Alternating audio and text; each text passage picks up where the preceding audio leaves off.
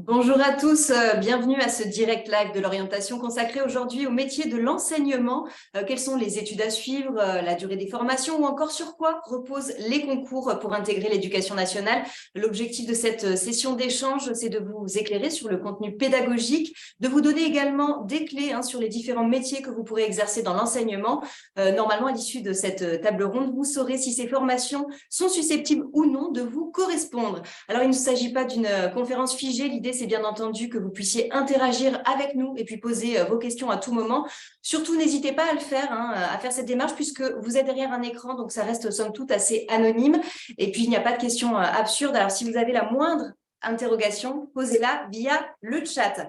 En préambule et avant de présenter les invités qui sont à mes côtés, je voudrais rappeler le contexte pour ce secteur d'activité, puisque la rentrée 2022 s'est déroulée dans des conditions plutôt particulières. Elle a été marquée par la pénurie de profs. D'après le ministère de l'Éducation nationale, c'est plus de 4000 postes qui n'avaient pas été pourvus au concours d'enseignants l'année dernière. Et cette année, faute de candidats, le gouvernement a même prolongé de 15 jours les dates d'inscription au concours. Des difficultés de recrutement qui semblent liées notamment à une crise d'attractivité du métier. Et pourtant, ça fait partie des 15 professions où les opportunités d'emploi seront parmi les plus importantes d'ici ces 8 prochaines années, et notamment à cause des départs à la retraite. Alors, ce sont quand même des paramètres à ne pas négliger puisque ça signifie qu'a priori, vous trouverez du travail si vous optez pour cette orientation. On y reviendra tout à l'heure et on verra quelle est la situation justement dans notre académie. Mais pour le moment, je vous propose de découvrir qui sont les experts qui m'accompagnent en plateau.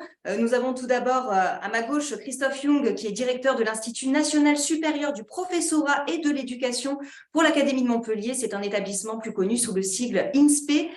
À mes côtés, à ma droite, Agnès Perrin-Doucet, qui est directrice de la faculté d'éducation de l'Université de Montpellier. Et enfin, à l'extrémité, tout à ma gauche, Khalid Lanouni, qui est psychologue de l'éducation nationale au SPIO-IP de l'Université de Montpellier. Bienvenue à tous et puis merci d'avoir accepté de témoigner. Alors Christophe Young, on va démarrer par vous. Je le disais, vous représentez l'INSPE dont la mission, c'est de former de futurs enseignants en vue d'obtenir ce qu'on appelle un master MEF, qui permettra notamment de préparer au mieux les concours d'entrée dans l'éducation nationale. Actuellement, à l'INSPE de Montpellier, vous formez environ 2500 étudiants. Alors, on reviendra justement sur le master, ou plutôt les masters existants tout à l'heure. Mais avant d'arriver au stade du Bac+5, ce qui intéresse peut-être les jeunes qui nous suivent actuellement, c'est de savoir quelle est la première étape et finalement, que fait-on juste après le bac ? Vers quel type d'études on doit s'orienter en premier lieu, puisque lorsqu'on est attiré par l'enseignement, c'est peut-être encore un peu flou pour eux, puisque le site d'information Parcoursup n'ouvrira officiellement que le 20 décembre. Alors, ils ne savent peut-être pas encore, justement, quelles sont les options ou les voies à suivre. Expliquez-nous, éclairez-nous, quelle est la formation adaptée pour devenir enseignant aujourd'hui ? Bon, tout d'abord, quelques mots pour dire ce que c'est que les INSPE. Donc, il y a un INSPE donc, par académie, et donc notre INSPE de l'Académie de Montpellier fédère les 4 universités de l'Académie. L'université de Perpignan, via Domitia, qui prépare notamment des étudiants pour devenir professeurs du second degré.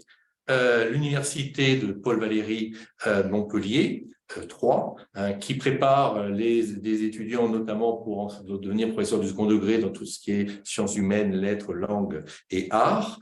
L'université de Nîmes, qui prépare les étudiants pour un parcours de second degré qui est art appliqué. L'université de Montpellier, qui, donc, à travers la faculté des sciences, prépare au métier du second degré de professeur de sciences, l'UFR STAPS pour devenir professeur de PS, et je finis par la faculté d'éducation, dont la directrice, la directrice est avec nous, qui, elle, donc, est la structure qui prépare tous les futurs professeurs des écoles, tous les CPE, et qui participe à la partie professionnelle de la formation des enseignants du second degré. Donc voilà, donc l'INSPE, ce n'est rien d'autre qu'une structure qui fédère toutes les forces des universités. C'est pour ça que je représente un peu les 4 universités. Donc, en effet, comme vous le dites, devenir professeur, c'est un projet qui se mûrit plutôt il se mûrit, mieux c'est. Donc, pour un peu penser à ce qu'il faut acquérir comme connaissances, compétences, donc pour devenir professeur, il faut, puisque c'est un métier que l'on connaît ou qu'on croit connaître, puisqu'on a tous été élèves, eh bien, les compétences qu'il va falloir acquérir, si vous êtes au bac, au niveau du lycée, vous pouvez encore faire des choix, c'est évidemment les compétences disciplinaires. Un professeur, ça va enseigner une ou plusieurs disciplines. Alors, dans le premier degré, eh bien, le professeur, il enseigne toutes les disciplines. Mais il y a deux disciplines qui sont centrales, qui sont les mathématiques et le français. Et donc ça, dès le lycée, vous devez, et continuer à l'université, penser que ces deux disciplines seront essentielles dans le futur métier de professeur, tout en sachant que voilà, il n'y a pas que ces deux disciplines, mais il faudra donc garder un lien avec ces deux disciplines le plus longtemps possible. Pour les professeurs du second degré, c'est plus simple. On peut enchaîner. Pour les professeurs du second degré, c'est plus simple. Hein. Si vous voulez être prof de mathématiques, eh bien, vous faites une licence de mathématiques. Il faut faire attention qu'en France, le prof de physique enseigne la chimie, donc il faut faire une licence qui fait les deux. Le prof d'histoire enseigne la géographie, donc là, à nouveau, il faut donc suivre un cursus. Bon, mais voilà, être fort dans sa discipline, ça ne fait pas nécessairement un bon prof. C'est une condition nécessaire, mais pas suffisante. Vous le savez, il faut avoir la capacité à transmettre donc sa discipline à des élèves. Donc c'est bien une science qui s'appelle la didactique, et Mme Perrin-Doucet pour en parler si vous avez des questions à ce sujet, puisqu'elle est didacticienne. Il y a aussi savoir gérer une classe, savoir amener tous les élèves à la réussite, donc c'est la pédagogie générale. Donc évidemment, ce sont des compétences qu'on acquiert donc dans la formation licence puis master. Et pour cela, eh bien, tout ça, c'est pas théorique. Il faut donc connaître le terrain. Et c'est pour ça que toutes les universités de l'académie vous proposent, dès la licence, de faire des stages. Donc, en école, en collège ou en lycée. Et ça, c'est important de se mettre du côté du professeur, parce que c'est pas tout à fait pareil que d'être du côté de l'élève, parce que la licence, ça va vous permettre d'acquérir les connaissances et compétences qui vous seront utiles pour la suite, mais c'est aussi ce moment-là où vous allez vous décider si vraiment c'est le métier que vous voulez faire, ou si, en effet, avoir fait un stage vous conduit à faire d'autres choix.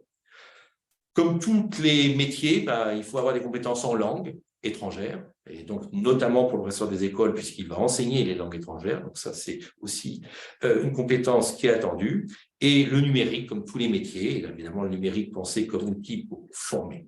Voilà, vous voyez que pour acquérir toutes ces compétences, il faut y penser dès le bac si vous n'êtes pas déjà bachelier, et en licence, eh bien, les universités de l'académie donc vous proposent des parcours adaptés pour devenir professeur du premier ou du second degré. Alors, vous avez donné cet exemple des mathématiques, mais par exemple, quand on veut être prof de lettres, on choisit, j'imagine, une licence, prof de français, une licence de lettres, mais il y a aussi des possibilités d'avoir des options. Est-ce qu'on prend l'option métier de l'enseignement quand on effectue une licence? Alors, c'est ce que proposent les universités de l'académie, c'est qu'en effet, les lettres, c'est un bon exemple, puisque en effet, l'université de Paul Valéry propose donc une licence de lettres. Et à partir du L2 et du L3, eh bien, il y a 90 heures de formation, notamment pour devenir professeur des écoles. Donc, à l'issue de cette licence de lettres, soit on poursuit dans les études de lettres, professeur de lettres ou un autre métier, soit professeur des écoles. Alors là, on s'adresse quand même à un public de lycéens qui n'est pas encore familier justement avec le fonctionnement de l'université. Justement, expliquez-nous concrètement ce qu'ils vont pouvoir apprendre durant ces 3 années avant éventuellement de basculer sur le master. Alors, ça dépend de la licence qu'ils font. Alors, si je parle, on parle plutôt des licences disciplinaires. Je laisserai parler Agnès Perrin-Doucet. Il faudra de l'autonomie. En tout cas, on n'est pas encadré comme quand on est au lycée. L'université, oui. Moi, ce que je dis toujours, et j'enseigne depuis très longtemps en première année d'université, c'est qu'il faut faire la licence où on va réussir. On ne peut pas faire nécessairement c'est-à-dire où on va en effet, parce que les conditions de travail, il ne faut pas avoir l'idée que la licence, on est tout seul isolé, c'est faux, ça c'était peut-être il y a 40 ans. Là, on est à la disposition de nos étudiants, toutes les composantes, mais simplement, si vous n'êtes pas, on ne vient pas vous chercher. C'est la seule différence par rapport au lycée, mais on accompagne tous les étudiants de façon individuelle en licence aussi. Il y a des dispositifs, voilà, une composante que je connais, ça se fait toujours. Agnès Perrin-Doucet, vous souhaitez compléter, j'imagine? Oui, alors compléter, puis peut-être rappeler juste aussi ce qu'est la faculté d'éducation, parce que c'est une particularité de l'Académie de Montpellier. La faculté d'éducation, c'est antérieurement l'école normale, puis l'IUFM. Et donc, c'est une composante universitaire qui forme effectivement tous les professeurs des écoles sur les 5 départements de l'ancien Languedoc-Roussillon, hein, c'est-à-dire Mende, Carcassonne, Perpignan, Nîmes et Montpellier.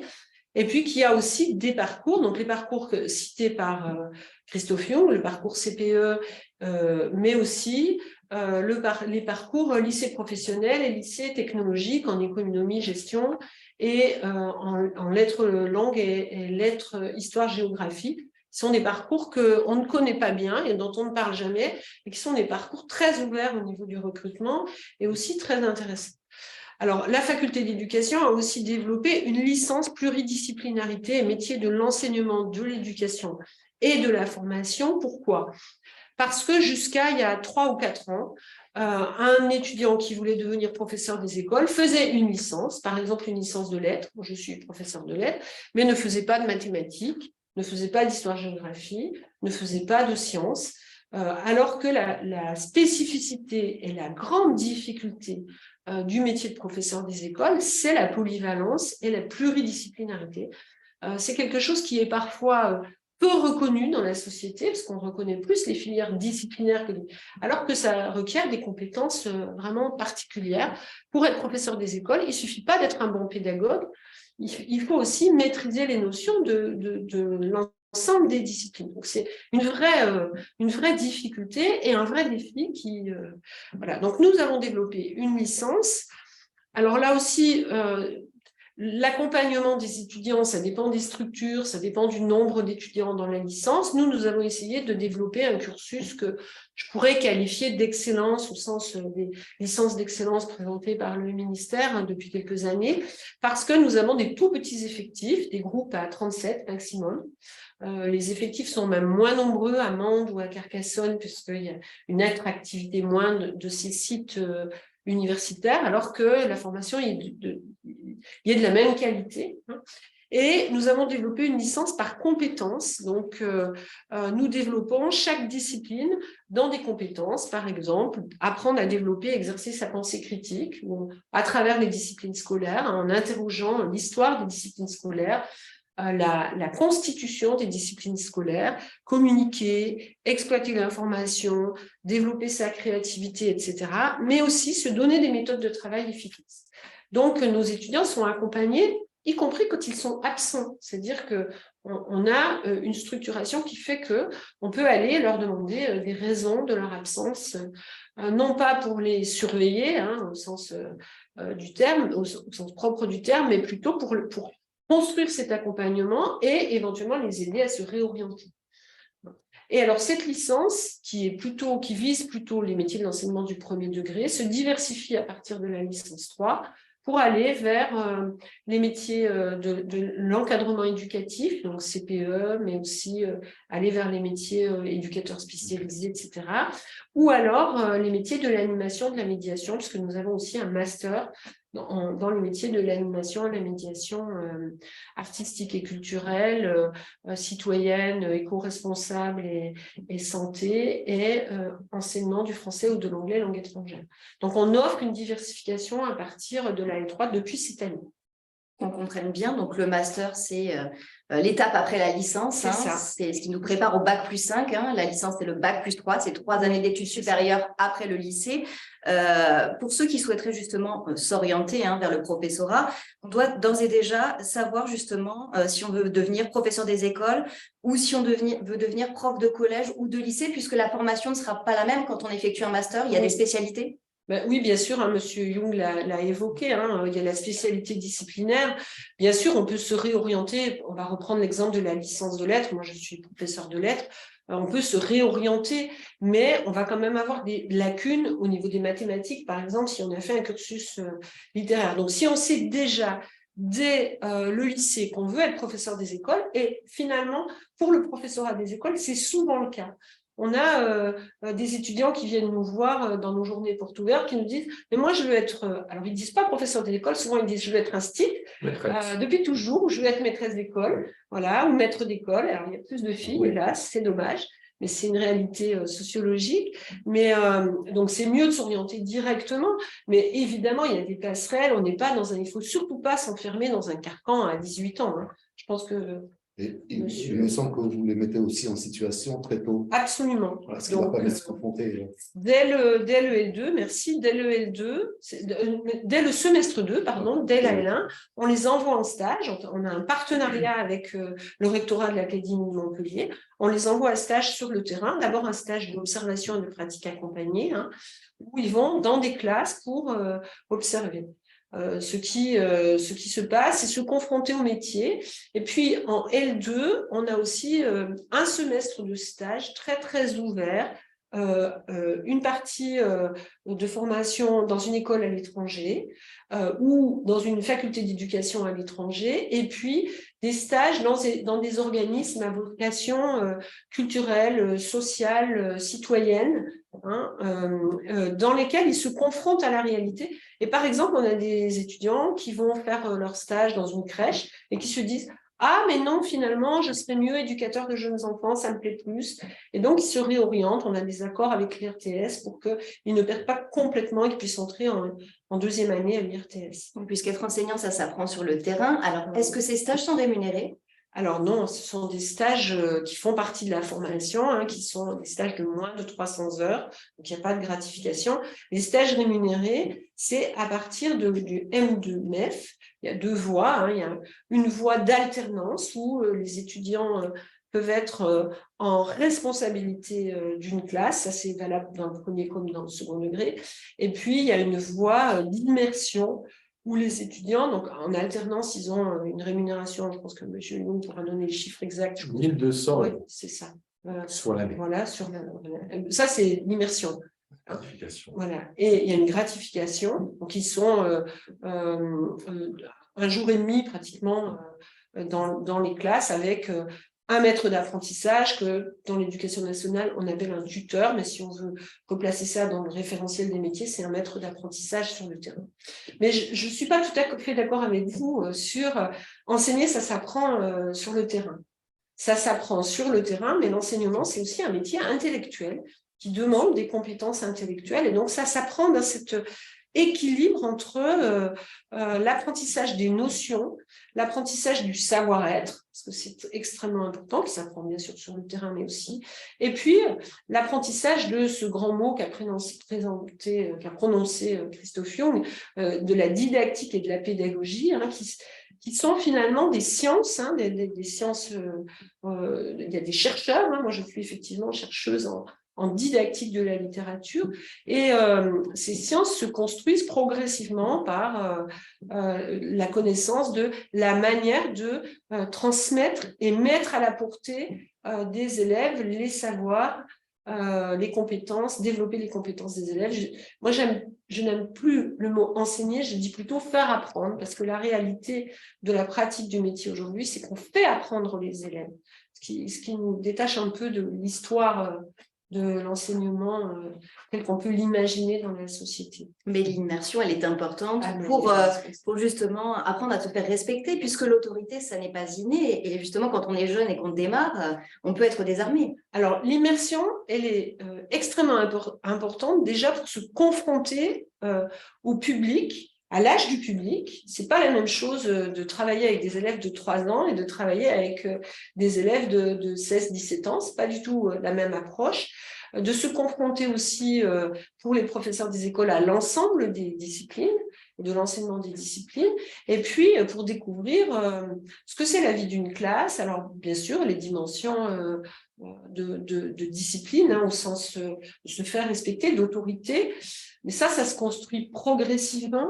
Mais c'est important de se confronter à ces réalités pour comprendre où est l'intérêt, la difficulté du métier et sa capacité à se projeter dans ce métier finalement, parce que c'est bien ça qu'on demande aux étudiants, de se projeter. Vous souhaitez compléter? Je voudrais juste répondre à votre question en plus, un complément d'information, quand vous posez la question justement sur la rémunération.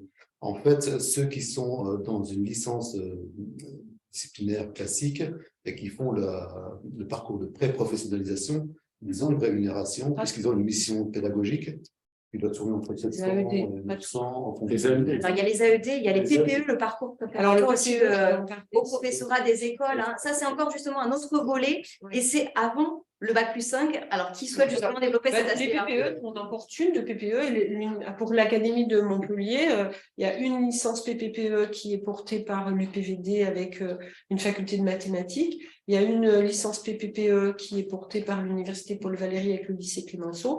Et la faculté d'éducation porte une licence PPPE avec le lycée Jean Monnet. Donc, qu'est-ce que c'est en fait? C'est quelque chose qui est à mi-chemin entre une formation au lycée et une formation à l'université. Le gros intérêt de ces... Alors, c'est adossé à une licence, donc c'est un programme qui est un programme national, mais qui se déploie dans les licences, donc nous dans la licence pluridisciplinarité et métiers de l'enseignement. Et les élèves, en fait, vont avoir un cadre au lycée qui va diminuer progressivement. En première année de parcours c'est le parcours préparatoire au professorat des écoles. Les 3P, ça veut dire parcours préparatoire au professorat. Et la première année, ils ont 75% de leur formation au lycée et 25% à l'université. En seconde année, ils sont 50-50 et en troisième année, ils inversent et ils sont 75-25.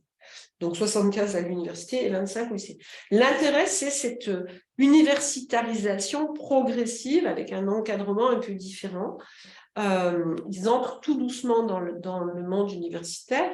Après, je pense que les apprentissages se construisent plus ou moins sur les mêmes fondamentaux, qui sont les fondamentaux de la maîtrise de la discipline scolaire, de la découverte. Ils ont des stages aussi, y compris un stage à l'étranger. La seule différence avec notre licence pour les PPPE, c'est qu'ils n'ont pas le stage dans une structure citoyenne, culturelle, éducative, sociale. Voilà. C'est un dispositif récent, je crois, qui remonte à 2021. Justement, de quelle manière on y accède?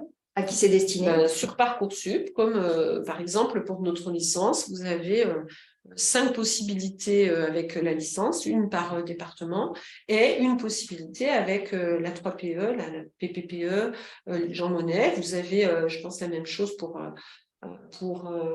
l'université Paul Valéry. Donc, on y accède via Parcoursup.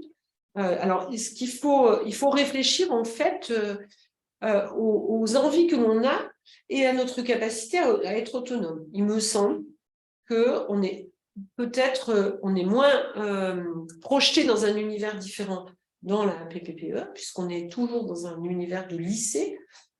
Donc, il y a des étudiants pour qui c'est mieux, c'est rassurant, et puis il y a des étudiants qui veulent plus cet univers du lycée, qui ont envie d'aller à l'université avec une vie universitaire.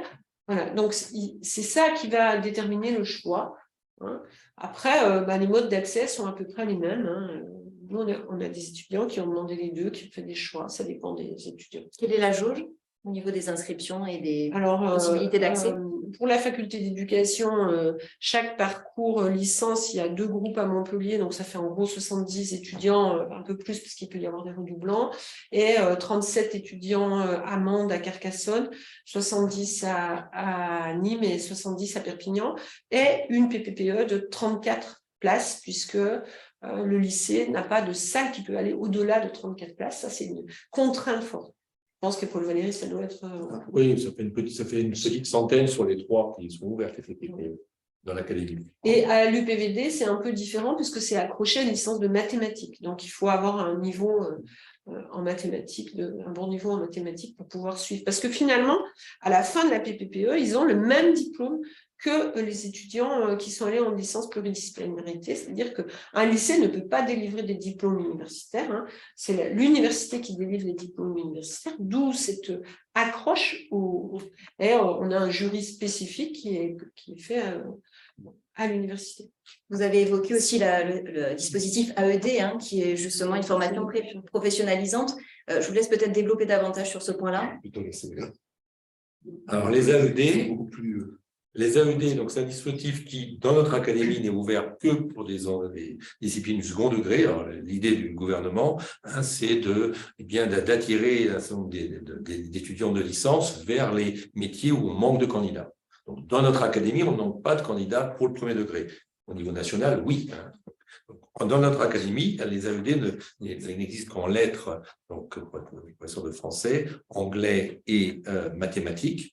Et donc, ça consiste à ce que, donc, dès le L2, les étudiants passent 2 demi-journées dans l'établissement scolaire. Donc là, ils sont rémunérés, et ils sont rémunérés de façon pas du tout négligeable, puisqu'en L2, ça va être de l'ordre de 800 €, et lorsqu'ils sont en Master 1, ça dépasse les 1 000 €.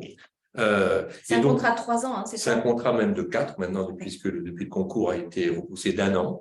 Donc, la première année en L2, eh bien, et voilà, ils observent, et on leur confie des petites missions d'accompagnement avec les professeurs, de l'aide aux devoirs, voilà, au début. En L2, voilà, on commence à leur donner un peu plus de responsabilités, mais ils ne sont pas en responsabilité de classe. Et c'est qu'en Master 1 qu'ils ont une petite responsabilité auprès d'élèves à faire. En Master 2, ben là, c'est comme les autres, ils ont une responsabilité. Donc, en effet, alors évidemment, ça permet d'avoir une rémunération, donc ça, c'est évidemment pas du tout négligeable, et de pouvoir comme ça se projeter vers le métier. Et il y a des enseignements qui essayent de les accompagner dans cette mission.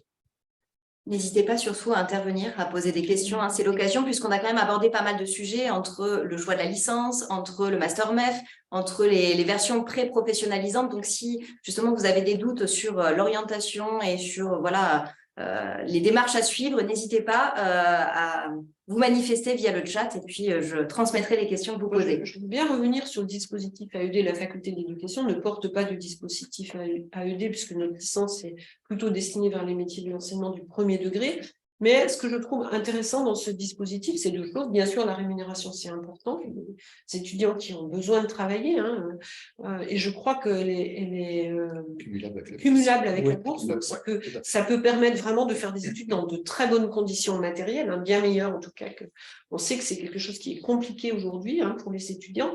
Et le deuxième point, c'est que on s'installe dans un temps long sur la professionnalisation. La licence devient pré-professionnalisante parce qu'on va découvrir tous les métiers de l'enseignement dans le lycée ou le collège dans lequel on va travailler, et peut-être qu'on va se rendre compte qu'on est plutôt fait pour être CPE que professeur. C'est pas du tout le même métier. Peut-être qu'on va se rendre compte que les métiers de l'orientation nous intéressent plus. Voilà.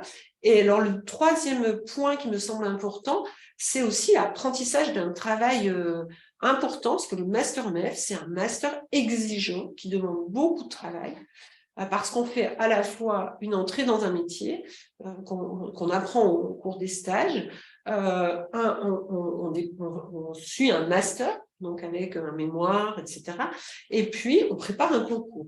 Donc, c'est quand même un master extrêmement exigeant en termes de travail, hein. Vous avez pu voir dans la presse, hein, des étudiants qui se disent épuisés dans ces masters, mais le métier d'enseignant, c'est pas un métier où il y a beaucoup de vacances, contrairement à ce qu'on peut imaginer. C'est un métier où on travaille énormément parce qu'on porte sa classe en permanence. Donc je trouve que c'est important pour les jeunes de se représenter la réalité de ce métier, de se dire c'est pour moi, c'est pas pour moi. Voilà. Et puis, c'est pas un métier où finalement on se retrouve seul face à une classe, contrairement aux représentations. Aujourd'hui, il y a de plus en plus de projets pédagogiques, hein, qui sont soit portés par les établissements, soit par les enseignants. Donc ça, c'est aussi une autre facette de la profession. Et nous les faisons travailler justement pour acquérir cette compétence, pour travailler ensemble sur des projets. Donc, soit dans le premier et dans le second degré.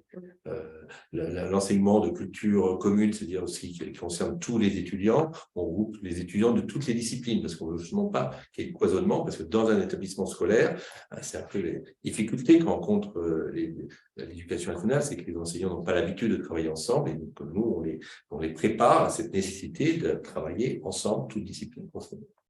Alors, je pense que c'est un aspect extrêmement important du métier d'enseignant. Les représentations qu'on peut avoir dans les séries télévisées, dans les films, moi, je m'amuse toujours de voir, je suis prof de lettres, de voir le prof de lettres qui est assis sur la table, qui prend un livre et qui récite, et tous les élèves écoutent. La réalité, c'est tout à fait autre chose. Ce qu'il faut, c'est amener les élèves à la lecture et à lire ce qu'on va lire en classe, parce qu'il faut développer la culture, etc. Donc, il y a des représentations très, très erronées dans la société, à la fois des centres d'intérêt du métier et de ses difficultés, ou de ses... C'est un métier que personnellement, je trouve absolument passionnant. Je ne regrette absolument pas d'avoir été enseignante, hein. Je suis passée partout, moi, du premier degré à l'université, en passant par le collège et le lycée. Mais c'est un métier qui demande effectivement beaucoup de compétences humaines, relationnelles, de travail en équipe, d'être à l'écoute. Et ça, c'est important de le développer dès le lycée, finalement. Hein. On le voit avec certains aspects de la réforme du lycée qui sont intéressants à cet égard. Et nous, notre licence, on a beaucoup de travaux de groupe qui désarçonnent un peu nos étudiants en L1, et nos étudiants en L3 disent « Ah non, mais en fait, on a appris beaucoup de choses juste en se mettant ensemble et en travaillant ensemble sur des objets. » Et puis, dans les établissements scolaires, ça débouche sur des projets d'éducation aux médias, des projets sportifs, des projets sur l'environnement. C'est ça, le concret, en fait. Oui, c'est ça. C'est-à-dire que l'élève d'aujourd'hui n'est pas l'élève d'hier, ne sera pas l'élève de demain. Hein, la société évolue. L'école, elle est en prise directe avec la société. Elle en prend à la fois tous les aspects positifs et tous les travers. Hein, je pense que c'est important. L'école, c'est un microcosme et un reflet de la société, hein, des difficultés, des moments. Et je pense que c'est extrêmement important d'être en capacité d'être en prise directe avec l'évolution de la société et de s'adapter finalement. Parce que dans la quarantaine d'années, si on exerce ce métier toute sa vie, c'est 42 plus hein, dans les années à venir, si on écoute ce qu'on entend là, et il va falloir s'adapter. Moi, j'ai commencé en 1986, je n'enseigne plus du tout comme j'ai pu enseigner en 86. J'étais institutrice, c'était un autre métier. Il y a des compétences je trouve que, contrairement à ce qu'on dit, les enseignants d'aujourd'hui sont certainement ont des exigences bien accrues par rapport aux enseignants d'autrefois. Parce que les exigences de la société, c'est la démocratisation par l'école. C'est pas amener tout le monde à l'école, c'est faire une école pour tous et qui soit démocratique pour tous. Ça, c'est extrêmement important. Et contrairement à ce qu'on pourrait croire, le métier d'avant que vous avez exercé quand vous avez démarré n'est plus le même, puisque aujourd'hui, on accède à cette profession à l'âge en moyenne de 29 ans, c'est ce que vous me disiez. Hein. Reçu au concours, c'est à peu près ça. Donc, ça signifie qu'il y a nos étudiants qui ont fait la licence, le master, donc ils ont 22, 23 ans, voilà, mais qu'on a un nombre important d'étudiants qui ont fait d'autres filières et qui sont revenus ensuite vers le métier d'enseignant. Et ensuite, il y a des gens qui sont en reconversion professionnelle à 40 ans, 50 ans, qui se disent finalement, il y avait une avocate fiscaliste qui devait souvent avoir une rémunération impressionnante avant, qui a voulu devenir professeur des écoles et qui a été brillante. Voilà, donc devenir enseignant, en effet, comme Mme Pananousset l'a dit, soit on fait ce choix en L1, mais on peut le faire en cours de licence et voir après un master si en effet on n'a pas déjà fait ce choix à ce moment-là. Des personnes qui ont déjà une carrière qui est déjà bien remplie, j'en vois quelques-uns justement. Ça devient une vocation au fur et à mesure. C'est réfléchi. Oui. Moi, j'ai eu par exemple des majors d'HEC dans mes professions de prof d'école qui ont exercé un métier dans le management ou le marketing pendant des années et qui ont eu envie de revenir à autre chose une fois que alors c'est un renoncement, hein, c'est pas les mêmes échelles de salaire, etc. Et parfois c'est aussi des vocations contrariées, c'est-à-dire on aurait eu envie, mais on nous a poussé à faire autre chose, parce que quand même, tu peux faire mieux qu'enseignant. Ça donne un sens à la vie, c'est ce que ça ça donne parce que ça donne du sens. C'est un métier qui finalement ne permettait pas de s'épanouir. Revenons donc à la voie dite classique, puisqu'une fois qu'on a ce master MEF en poche, vient l'étape donc du concours. Hein, c'est ce qui nous permettra d'intégrer l'éducation nationale par la suite. Alors, il y a différents types de concours, justement, suivant si on veut travailler en école maternelle, en école élémentaire, au collège ou au lycée. Quelles sont justement les épreuves de ces concours? Est-ce qu'on peut donner quelques exemples? Il y a 2 écrits, voire 3, ça dépend du concours général. Il y a aux écrits, il y a une épreuve qui est disciplinaire. Alors, dans le professorat des écoles, il y a maths français, il y a 2 disciplines. Voilà, donc il y a une épreuve disciplinaire. Il y a une épreuve qu'ils ont appelée donc, du disciplinaire appliqué, donc appliqué au métier. Donc, dès l'écrit, il y a donc les compétences liées au métier qui sont présentes à l'écrit. Donc, et après, à l'oral, il y a donc une épreuve qu'on appelle leçon, c'est-à-dire, on présente une séquence d'enseignement et on discute avec le jury. Et enfin, il y a une nouveauté donc, qui est apparue l'an dernier, c'est une dernière épreuve qui vise alors qui n'est pas du tout lié à une discipline, qui vise à analyser les motivations du candidat pour devenir professeur, à évaluer sa connaissance de ce qu'est le métier, de ce que sont les valeurs de la République, comment, on doit aussi transmettre, un professeur, ça transmet aussi toutes ces valeurs. Et donc, c'est une épreuve là, qui est vraiment centrée sur le métier et qui, certains collègues étaient un peu effrayés sur ça. Moi, j'ai été membre du jury. Je pense que c'est une épreuve où on peut évaluer des compétences intéressantes si on le fait intelligemment. Il ne faut pas que ça soit… Je pense qu'elle est essentielle, cette épreuve. Il faut qu'elle soit effectivement faite intelligemment. Pendant plusieurs années, dans les concours, elle s'est cherchée, cette épreuve. Il y a eu une épreuve éthique. Mais il me semble qu'elle est essentielle parce que finalement, quand on devient enseignant dans la fonction publique, puisque c'est donc les CRPE, CAPES, CAPET qui mènent à la fonction publique, on va devoir transmettre les principes de la République et les valeurs de la République.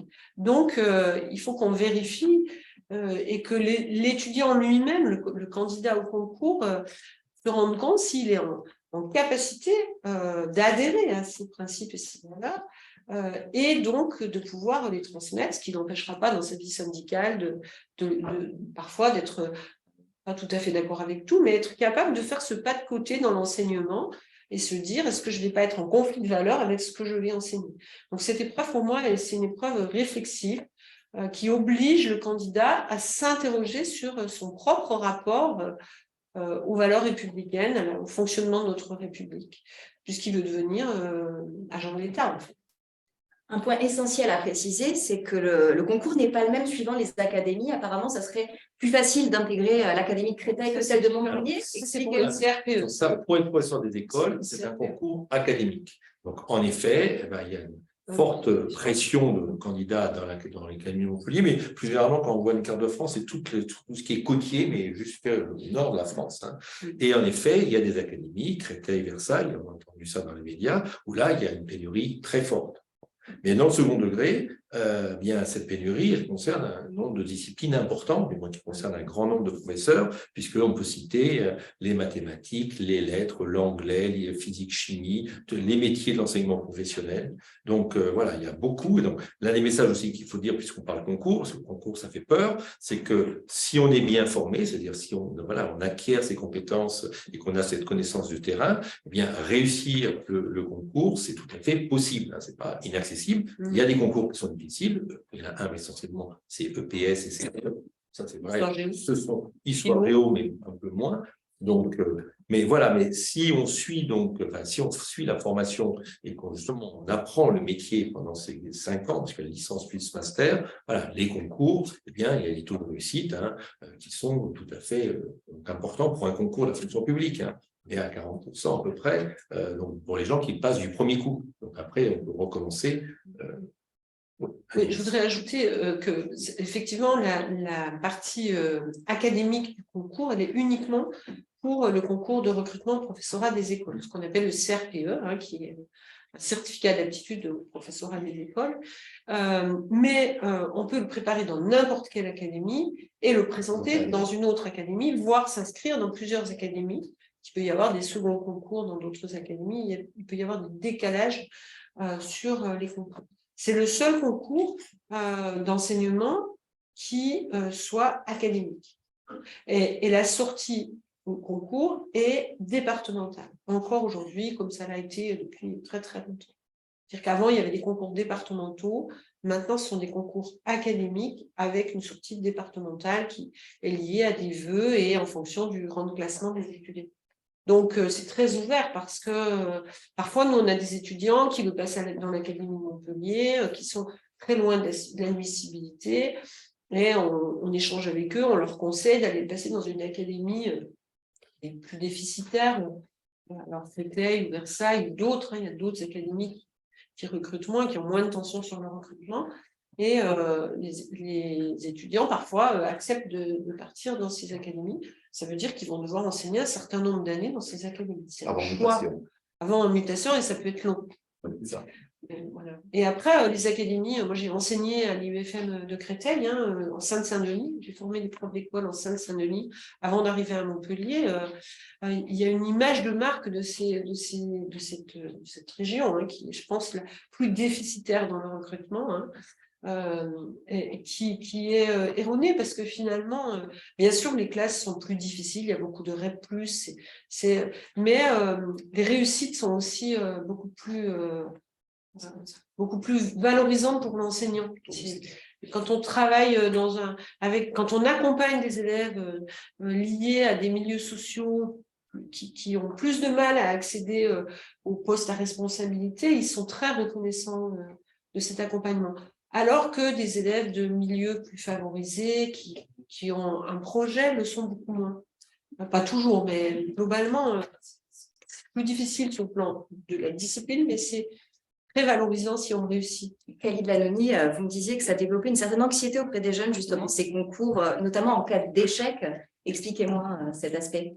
Alors, c'est vrai qu'il y a des représentations chez les jeunes, justement, sur l'enseignement, et chez les jeunes et chez les parents, notamment sur le fait ils pensent être sur une ligne et qu'au final, c'est soit ça passe, soit ça casse, ce qui n'est pas tout à fait vrai. C'est l'information qui leur manque, justement, de ce retour-là, des taux de réussite, du fait qu'une fois qu'ils sont dedans, s'ils jouent le jeu, ça marche. Et que, comme vous le disiez tout à l'heure, vous, c'est-à-dire qu'il y a des possibilités multiples derrière, c'est-à-dire qu'ils peuvent tout à fait se dire, voilà, j'envisage d'être enseignant, et au final se dire, finalement, c'est plutôt le CPE qui m'intéresse, voire pourquoi pas, il y a aussi des possibilités de devenir chef d'établissement, il y a aussi des possibilités derrière de pouvoir faire autre chose et revenir, pourquoi pas, et se dire aussi, on peut très bien être enseignant et envisager d'autres possibilités tout en gardant même son poste, c'est-à-dire qu'il y a des possibilités de mise à disposition, de mise en disponibilité, etc. Donc, il y a quand même une certaine ouverture et que l'anxiété, je pense qu'il faudrait la supprimer et derrière se dire, bon voilà, si je m'engage là-dedans, déjà de toute façon, je sais pourquoi je vais y rentrer. Et la majorité des élèves que moi je vois, du lycée, voire éventuellement ceux qui sont déjà dans une autre discipline à l'université qui se disent, finalement, j'aurais bien réintégré le cursus pour devenir enseignant. En fait, ceux-là, quand ils vont jeter l'œil sur l'information sur qu'est-ce qu'on y fait, les débouchés, etc., ça se calme très très vite et ils se disent, finalement, je me lance. Au sein de l'enseignement, il y a différents types de métiers. Vous avez cité CPE, vous avez cité justement le métier que vous exercez en tant que psychologue justement d'éducation nationale, et puis aussi professeur documentaliste. C'est par concours professeur documentaliste?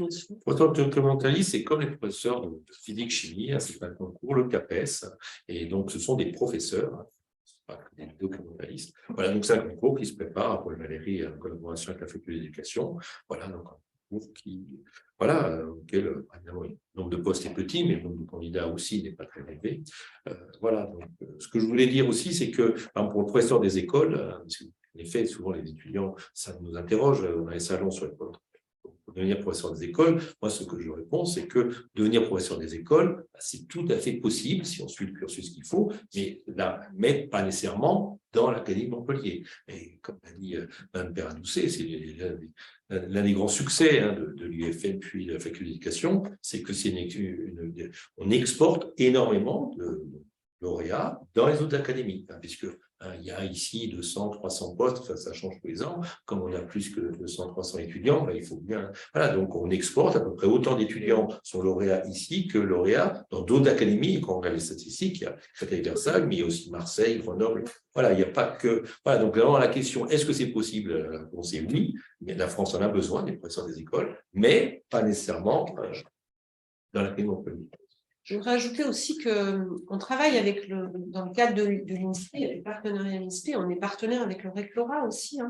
Et par exemple, on travaille sur le professorat des écoles avec la direction académique des départements pour que nos lauréats du MEF qui n'ont pas eu les concours puissent être embauchés comme contractuels parce qu'ils ont déjà une formation, ils ont déjà une expérience, donc ce ne sont pas des contractuels qui vont être projetés comme ça. Et ce que disait monsieur le directeur académique de l'Hérault, c'est que finalement, maintenant, ils ont des contrats de 12 mois renouvelables 3 fois, et finalement, ils intègrent les concours progressivement. C'est-à-dire qu'il y a 2 types d'étudiants et de lauréats des concours. Il y a ceux qui vont y arriver par la voie classique du « je me présente au concours et je réussis », et puis ceux qui ont besoin de cet engagement professionnel pour mieux entrer dans le métier. Et je pense que c'est aussi une voie, c'est quand même beaucoup plus ouvert, je partage ce que vous avez dit, beaucoup plus ouvert que qu'il y a une vingtaine d'années où les concours étaient encore extrêmement sélectifs. C'est plus du tout le cas, sauf effectivement pour des filières comme la filière STAPS, où il y a encore une vraie tension sur le parcours. Hein. Mais si vraiment on veut devenir enseignant, on a les moyens de l'arriver. En histoire géo aussi, c'est un parcours relativement sélectif. Eh bien, donc, là, c'est les résultats qu'on a eu il y a 2 ans. Donc, eh bien, donc, sur Perpignan, puisque j'ai donné de Perpignan, bien, il y a eu plein de lauréats qui étaient soit des étudiants qui étaient étudiants cette année-là, ou de ceux qui avaient été depuis plusieurs années et qui avaient été contractuels. Donc, en effet, voilà, même dans les concours qui paraissent statistiquement plus difficiles, il y a un moyen d'y accéder. Alors, en effet, peut-être de façon un succès un peu différé, mais voilà. Et hélas, comme l'Éducation nationale recrute beaucoup de contractuels, voilà, c'est un moyen pour nos étudiants aussi, voilà, d'y accéder. Certains passent aussi par la voie du lycée professionnel où il y a une bivalence, hein, c'est-à-dire on est par exemple professeur de français et d'histoire-géographie, donc là c'est une trivalence, 3 disciplines, ou professeur de maths et de physique, hein, ou professeur de lettres et de français et de langue, d'anglais ou d'espagnol, et certains qui réussissent, on le voit assez fréquemment sur le CAPES de lettres, et aujourd'hui plus du tout en tension, en revanche le CAPES d'histoire-géographie est encore en tension, et on voit des gens qui viennent au lycée professionnel et qui, quelques années après, rebasculent vers le lycée, vers le collège et le lycée. Aujourd'hui, c'est beaucoup plus ouvert, hein, il y a des passerelles qui sont intéressantes, y compris des passerelles vers l'administration, hein, si on veut évoluer.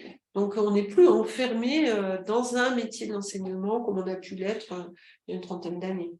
Alors, parmi les prérequis pour devenir enseignant, il faut une bonne culture générale, une certaine aisance à l'oral quand même, puisqu'on est en contact avec un public. Est-ce qu'il est important, justement, Khalid Lanouni, d'avoir éventuellement passé un BAFA ou d'avoir été en contact en tant qu'animateur auparavant avec des enfants? Est-ce que ça, c'est un atout supplémentaire? Ça peut être un plus, tout à fait. C'est-à-dire qu'on est en contact avec des enfants, où on est amené justement à gérer, on est aussi amené à être en autonomie, à prendre des décisions.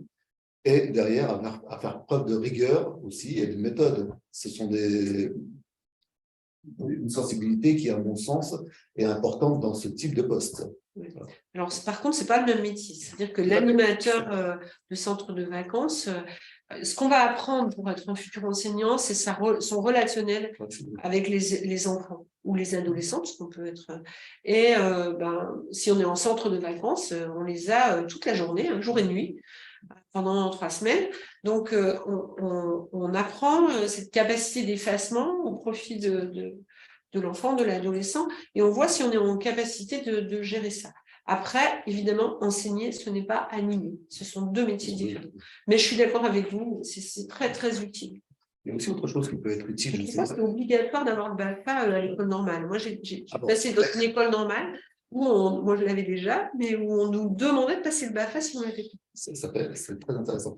Par contre, il y a un élément qui peut être un plus et qui se développe de plus en plus, notamment dans les lycées, c'est le tutorat.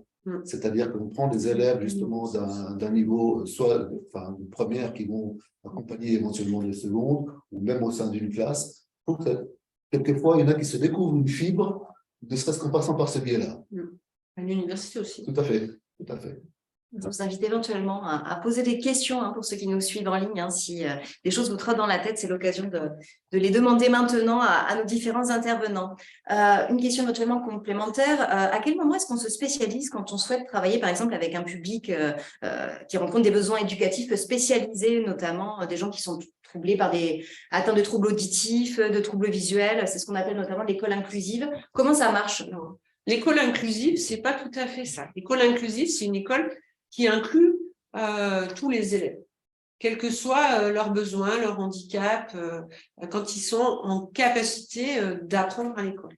Donc, tous les profs, à un moment ou à un autre, vont être confrontés à des élèves qu'on appelle des élèves à besoins particuliers. Par exemple, la dyslexie, vous avez des élèves dyslexiques, la dyslexie c'est un handicap reconnu, codifié, etc.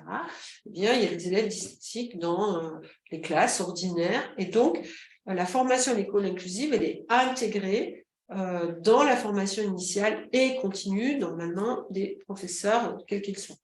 Dans la fameuse culture commune évoquée par M. Young tout à l'heure.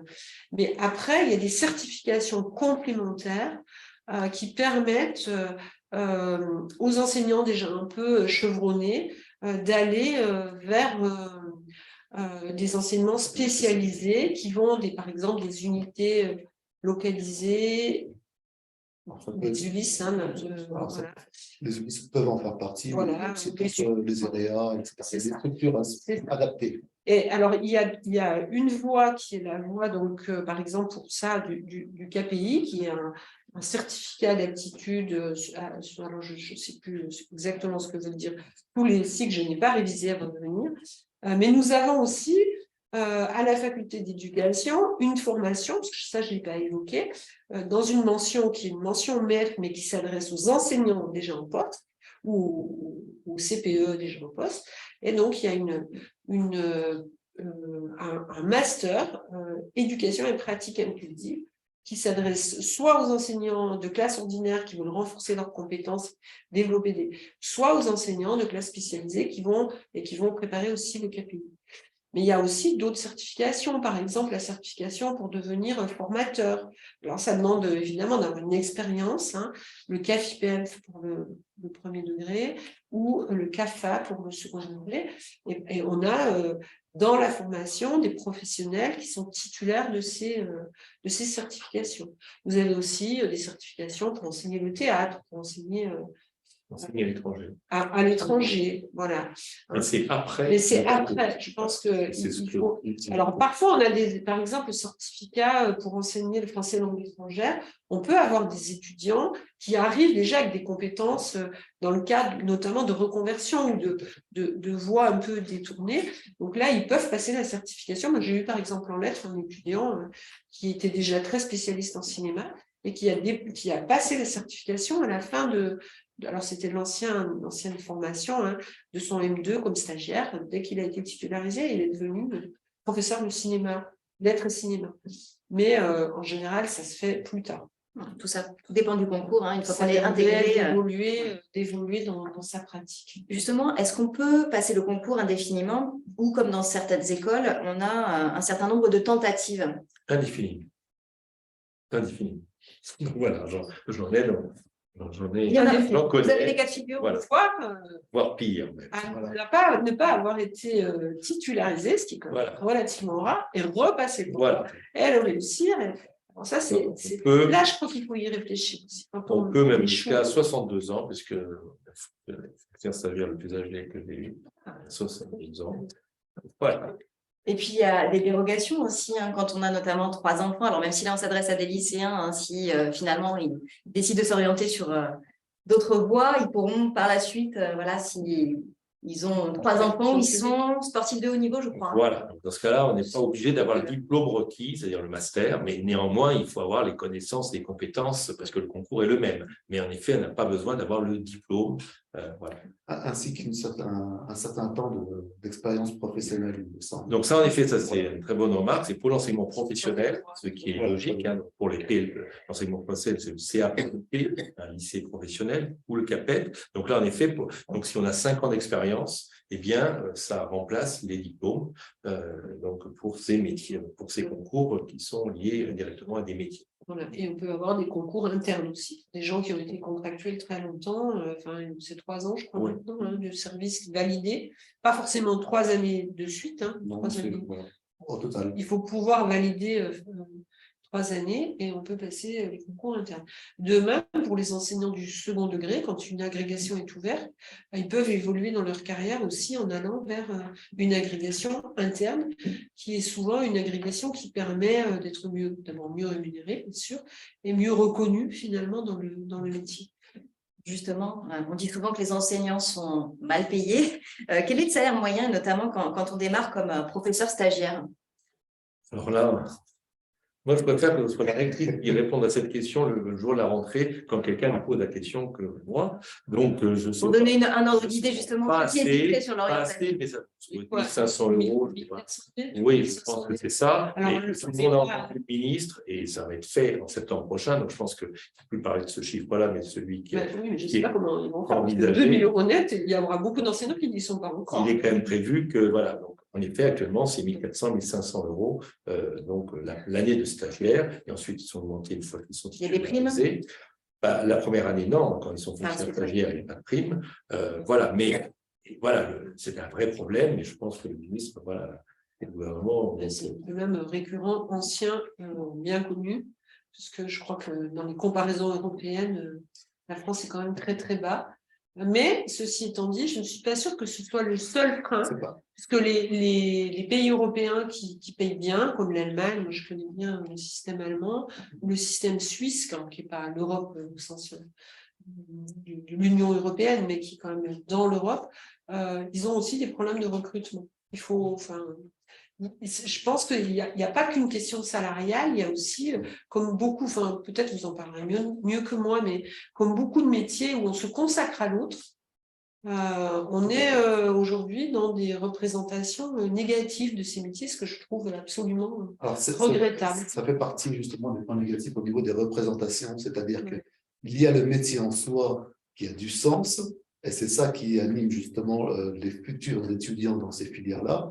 Et il y a la représentation, quelquefois, de la famille, des parents, des membres extérieurs, qui se disent « oui, mais vous serez mal payé ».